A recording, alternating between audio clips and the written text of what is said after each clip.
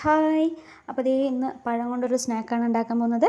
ഇതുപോലെ കറുപ്പായിട്ടുള്ള പഴം കുട്ടികൾ കഴിക്കാറില്ല. അപ്പോൾ ഞാൻ വിചാരിച്ചു അതുകൊണ്ട് എന്തെങ്കിലും ഒന്ന് ഉണ്ടാക്കി കൊടുക്കാമെന്ന്.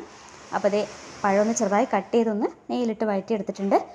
ഇനി ഒരു മിക്സഡ് ജാറിലേക്ക് 2 മുട്ട പൊട്ടിച്ചൊഴിച്ച് കൊടുക്കുന്നുണ്ട്.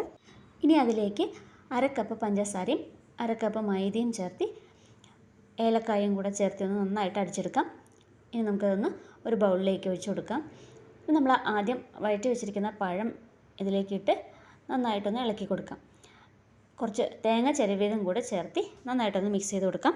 ഇനി നമുക്കൊരു പാൻ അടുപ്പത്തേക്ക് വെച്ച് അതിലേക്ക് നെയ്യ് തടവി കൊടുത്ത ശേഷം നമ്മുടെ ഈ മിക്സ് അതിലേക്ക് ഒഴിച്ചൊന്ന് പരത്തിയെടുക്കാം. പിന്നെ അതിൻ്റെ മുകളിലായിട്ട് കുറച്ച് അണ്ടിപ്പരിപ്പും മുന്തിരിയും കൂടെ ഒന്ന് ഇട്ട് കൊടുക്കുന്നുണ്ട്.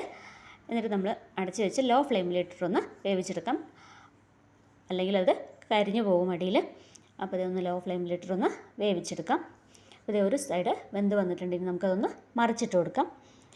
അപ്പോൾ ഇതേ നമ്മുടെ സ്നാക്ക് ഇവിടെ റെഡി ആയിട്ടുണ്ട്. അപ്പോൾ കുട്ടികൾക്കൊക്കെ ഇഷ്ടപ്പെടുന്ന ഒരു സ്നാക്കാണ്. അപ്പോൾ പഴം അങ്ങനെ കഴിക്കാത്തവരാണെങ്കിൽ ഇങ്ങനെ ഒന്ന് ഉണ്ടാക്കി കൊടുത്ത് നോക്കുക. അപ്പോൾ വീഡിയോ ഇഷ്ടപ്പെട്ടാൽ ലൈക്ക് ചെയ്യുക, മറക്കാതെ സബ്സ്ക്രൈബും കൂടെ ചെയ്യണേ. Okay, by.